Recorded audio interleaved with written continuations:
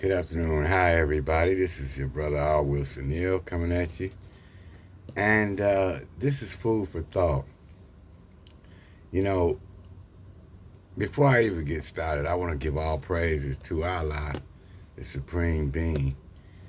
And I say that because without Allah, God in my life today, I wouldn't be the man that I am today.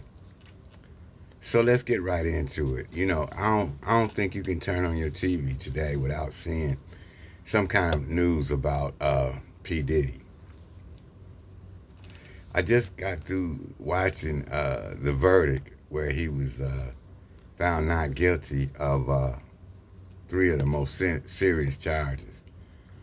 Um, I'm hearing a lot of people have a lot of opinions about that, and I'm going to get into that too later on in this podcast. But, my personal feelings about it, especially after being in the feds for over 20 years for bank robbery and knowing how the government operates, they overcharged him. They did. They overcharged him. Basically, this man is on trial for actions I'm becoming of a creep. You see, a creep. Let's face it. This is what he owned. It's maybe weird, maybe strange, maybe he one of your own. He did what he did, but it wasn't criminal. Okay, not for real. The narrative that was painted was like it was just all this extortion and corruption, and he transporting people across state lines against their will and all that. And that ain't how it was. I mean, think about it. Come on, y'all. Come on, let's talk. Let's think about it. All these people who, first of all, testified on this man were allegedly at the party, and for the most part, you were there for a couple of parties. Now, let's just use an analogy. You didn't know what was going on at the party. In that industry, there's talk. People know things. I mean, come on, man. Y'all know, just like the general public, man. If you get invited to a party at dude's house or girlie's house, and it's kind of strange, and everybody know that, you're not going unless you strange, unless it's some benefit factor for you to be there. And in that case, I'm sure because of the social network and resources available to you in that room, some of you felt that it could be an advantage for you to actually attend. But then there were others who were there for fun and frolic, you know, carrying that thing all the way to the 10th power, you know what I mean? And then sometime it get out of control. But was it criminal? It was a party. It wasn't a block party. It wasn't like you could just get out your car, walk up, hey, to P. Diddy's house. Hey, yo, what up? I'm in the house. P. Diddy, yo, what's up? Party over here. It wasn't like that. Everybody that was there, but there by invitation. Okay? And everybody, I'm assuming, knew. I mean, you didn't think you were going over there to play Parcheesi, bid wheels of spades. You know what I mean? Now, for the people who I feel, the women, men, whoever, felt actually taken advantage of, I feel bad for you. I feel bad for you. But for Black America, let me say this, man. There's an issue of character and integrity that comes with your entertainment too. There's a line that be drawn, man. You dig what I'm saying? You know, it's like talking about I was shocked and amazed when I went to the zoo and I saw animals. Okay? I was taken aback by the fact when I went to the circus I saw a clown. Certain things are gonna be where they are. And you know that. And I'm saying, black people, come on, y'all. You dig what I'm saying? Some of us is just doing way too much, man. Way too much, man. I mean, seriously, way too much, man. And as a result of that, you know what I mean? These type of things can take place, and then you got folks interested in exploiting your pain. So, again, I I guess I gotta be honest. I'm not really a big fan of this guy, P Diddy. I'm not. You know what I mean? But as a black man on trial for his life, I support the truth, man. You know, I support the truth, and the truth is, man, they overcharged that dude. They really did, and they thought they had him, you know, but apparently you don't. And so it was a victory for the truth. And it also showed us, man, for those who have an ear to hear and eyes to see, don't get involved with certain things. You see, don't get ensnared in these traps from so-called Hollywood, fame and fortune, because these people exploit you. They find your weakness, your desire. How bad do you want to be a star? What are you willing to do to be a star? And the question is, what are you willing to give up? And hey, listen, I don't know if it's cool to kiss and tell. I really don't. You know what I'm saying? So, just not to belabor the point, because this whole podcast ain't about P Diddy. It's more about black people getting your shit together, man. You dig what I'm saying? Um, I saw some footage. I don't know how true it was or not. LeBron James caught up in this shit. You know, and you know it's crazy. It's crazy, crazy how America, you know, uh, raises you up, raises black brothers up with a whole lot of talent, and put them on a pedestal. And then at some point of the rodeo, they tear them all the way down. Now they on LeBron, talking about, well, his shit with Stephen A. Smith, you know what I mean? And then he was at the P. Diddy party, had footage of him saying, ain't no, you know, party like a P. Hey, man, dig this here, man. People, understand, black people, I'm talking to y'all, listen. Fuck that, man. You understand? That man, he can do what he want to do. He played basketball. He put Cleveland on the map with an NBA championship, man. And that's what I'm concerned with. I'm not concerned with who LeBron is fucking or whatever. That's his business. And what he do with his time after he off the court is his business. You see, he ain't breaking law. You ain't hear about him kidnapping somebody's ass, shooting somebody's ass, raping some. You ain't hear none of shit. You talking about a man that's at a party. He having a ball. He got money. He should enjoy it. So, you know, black America, come on, y'all. Get off the bandwagon handing our people over to the enemy. But their business is just to slander and disgrace you. You know. So, I think, in all fairness, everything turned out to be the way it was supposed to be. You know. And another thing I want to say, man, while I'm on this, Shannon Sharpe. You know, Monique was on this podcast and she said something very, very important to that man. When she told him, look, man, you need to quit fucking with kids. You know, little young ass girls, and find somebody your age, man, especially the age you is. And, you know,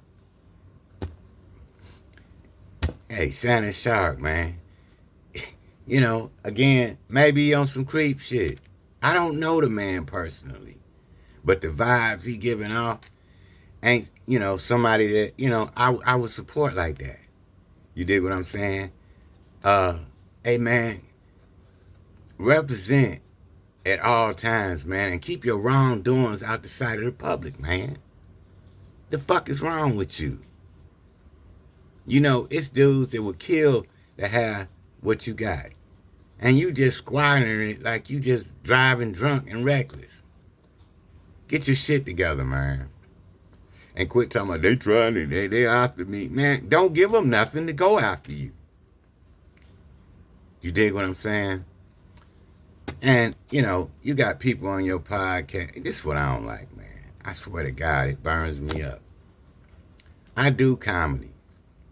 I don't have fortune and fame, but I do comedy. And I'm good at it. But I'm saddened by some of the shit I'm seeing, you know, other comics do.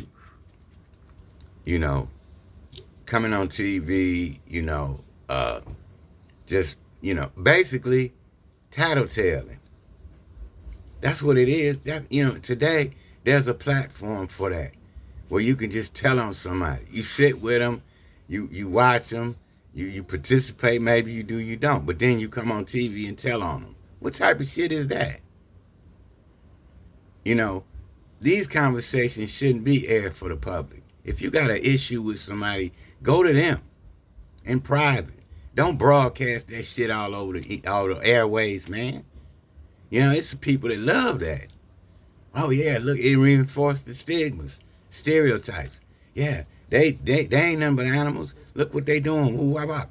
You know what I'm saying? It's sad, man. That telling is out of control. You can just win somebody's confidence, sit with them, live with them, eat with them, play with them, and then you look across the courtroom and there they go. That's crazy to me, man. That's crazy to me. And maybe I'm living in a world, I don't know. That's crazy to me, man. But this 2025 has been a year of exposure. I mean, people that you never thought, would get caught up are getting caught up.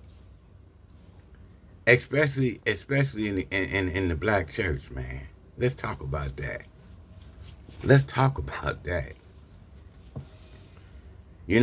I just recently left a church I was affiliated with. I'm not gonna mention them, but it's not necessary. But the reason why I left is because, for the most part, in my opinion, you see, the black churches all throughout the United States by far have been a disservice to the black community. Yeah, I said it and I mean it. And I'm going to tell you why. Because all churches worth their weight should have their own means of finance. You want to help the community, then you need to provide those things that will help the community. The churches should have their own banks, their own credit unions, to supply the needs of the people. You can go to church every Sunday and pay your tithes. They got some churches got the tithes, the collection they pay for the tithes, the collection, another collection for the pastor's anniversary. This seems to be coming every month. The Sisters Auxiliary, the building fund, the love offering. I mean, come on, man. When you get out of there, you broke. You're going to need a blessing, a financial blessing. But I left the church because a year and a half ago, when I joined, I explained clearly to the pastor and the people why I'm here. I'm not arrogant about this. I bring something to the church that's unique. I have experiences in doing plays. I produced a program I taught in the federal penitentiary for years called RTC, the Rational Thinking Course. I was given a diploma by the warden for my accomplishment. You know what I mean? But I came home, and it's like, because I don't have a master's degree, a doctor's degree, these people's telling me my information ain't valid. I wrote the book. I have my own book of psychology, you see, that was utilized by the people who society put behind bars. And they changed by going through this program. So I know it works. It worked on me. And I wanted to feature that program at the church I was affiliated with. I was promised that I would. I got spent, and I got tired. I could see the handwriting on the wall. You know, they promoting programs like going golfing and things of that nature. Hey, man, listen, man. We live in a black community off, you know, I can't say where, but we live in a black community of people, you know, who need certain help.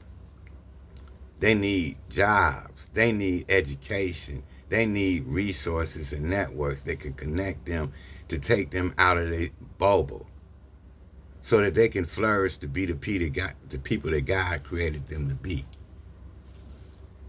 So after a year and a half there, and one Sunday I went and, you know, they came out with this praise dance activity for the youth, the kids, and it was nice. It was nice, but I'm sitting there like, you know, I've posed several projects to this church, and none of which I've been allowed to do. Now, for those that might hear this and say, "Oh wow, he's sour." No, I'm not sour at all. I'm not sour. I'm disappointed. Okay, because I said when I came there, I didn't just come there to sing Amazing Grace, His Eyes is on a Sparrow, and watch a show. You know, I want to do God's work on the ground, boots on the ground, to provide the means to help raise our people up. And I just, you know, I just didn't see that happening. And I'm not the type of person to stay on the ride and we ain't going nowhere. Okay. And that's a big problem in the black churches today, man. And it's challenged, right? Because if you say anything where they feel are contrary to their doctrine and dogma, then it's almost like you the Antichrist. You know what I'm saying? Come on, man. We've been singing the same song since we got over here on the boat, and we didn't come here on the Carnival Cruise Line. We've been saying the same thing. We waiting on Jesus to come back, and we will have our rewards when we get in heaven. I just don't believe that no more, man. I'm sorry. I don't. You know, and while all that's going on, you seeing people flourishing here on earth with your money. With your money. You dig what I'm saying? You know, the church is collecting all these tithes and all this money and stuff, but yet, and then they putting it in European banks where you can't even go get a loan from them. You see what I'm saying? That's not right, man. That's not right at all.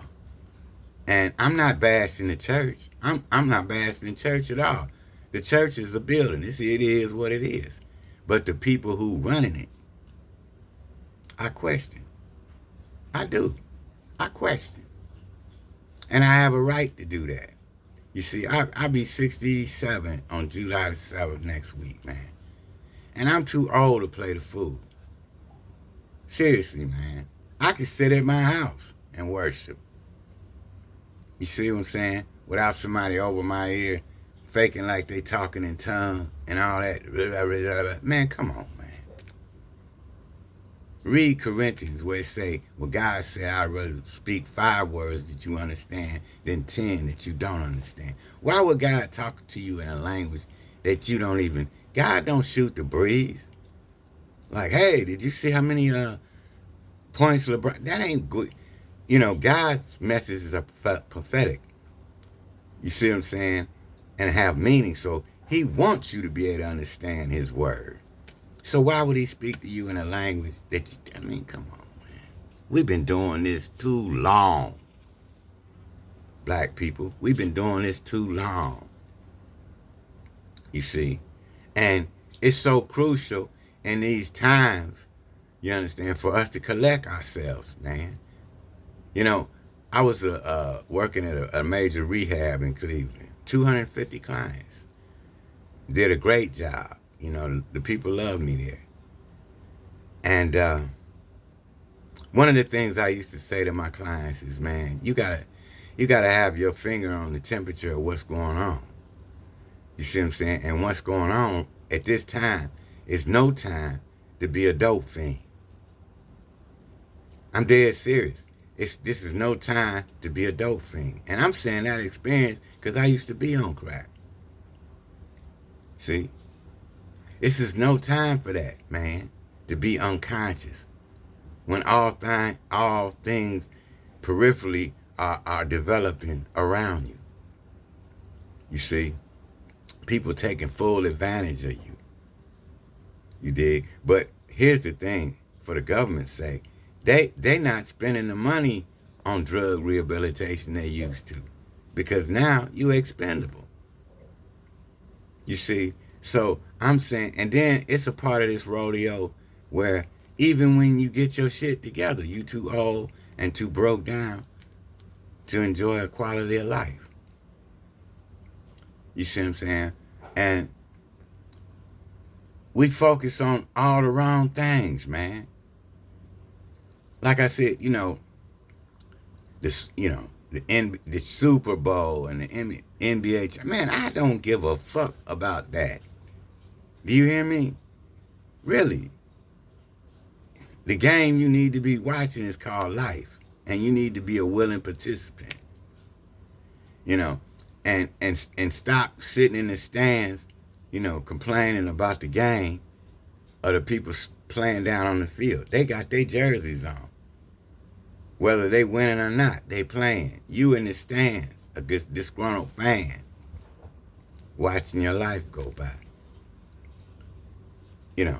Everybody, you can't, like I said earlier, you can't turn on the TV without, P. Diddy. Who gives a fuck? For real, man. Seriously. The country going to hell in a handbasket. You dig what I'm saying? Inflation through the roof. Motherfuckers getting shipped up out of here left and right. You dig what I'm saying? Prices, everything is through the roof. Masses of people done lost their jobs, homes, cars, they mind, and you talking about P. Diddy. Hey man, listen. Black people of America, listen. Come on, y'all. Start thinking. Start doing. Start learning and applying what you know so that your life can be better. Not just for you, but for those behind you as well. And, young black brothers out there, I understand your pain, man. I really do. Because everybody want to be somebody. It's just about what are you willing to do it. And in most cases, the stars we shoot for in the hood, we ain't going to college. We ain't going to Hollywood. We not playing in the NFL. We not playing in sports. The NBA and such.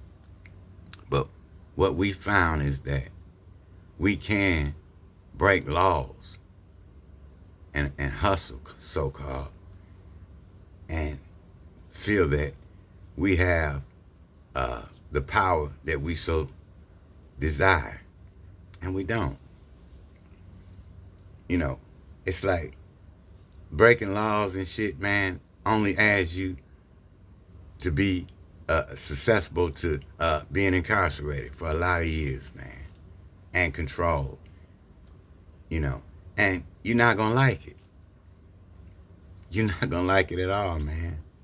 And for you brothers in there, they'd be wondering, like, you hear talk from people that ain't never been to jail. They hear these war stories about how bad it is, this, that, the rapes, the victimizations, the murders, the stabbings. Those things happen. But those things aren't your biggest enemy, aren't your biggest problem. Your problem is that calendar. You see? That's your problem. And if your out date says 2080 and it's 2025, do the math. See, that's what you need to be worried about. Okay? And 3 years into your bid, young brother, 3 years into your bid, you see, it take you to adjust to being incarcerated. 10 years into your bid, either you done gone motherfucking crazy or you done got your shit all the way together. And that's how it go. That's how it go. You can come to prison with all these ideas about shit you done seen on TV. Forget about it. Forget about it. It's about being a man and learning how to be a man and learning how to be responsible and moral and ethic. You see, that's what it's really about, man. And so, you know, I'm proud that I got in touch with an organization headed by a brother who been locked up like I was, and we supposed to be having lunch this Sunday about the possibilities of us collaborating to do something big. And I'm excited about that. You know, and it's funny because I've been sitting here like, man, what am I gonna do next? You know, and my wife, Sandra, oh boy, spiritual, great sister, beautiful sister. God bless me with. She said, baby, just be patient. God gonna make a way for you. And he did. So, brothers and sisters, I want y'all to stay tuned, you know, for Richard Wilson L. And to speak to y'all, man, and y'all speak to me, you know, about what's going on out here, and, you know, keep yourself together.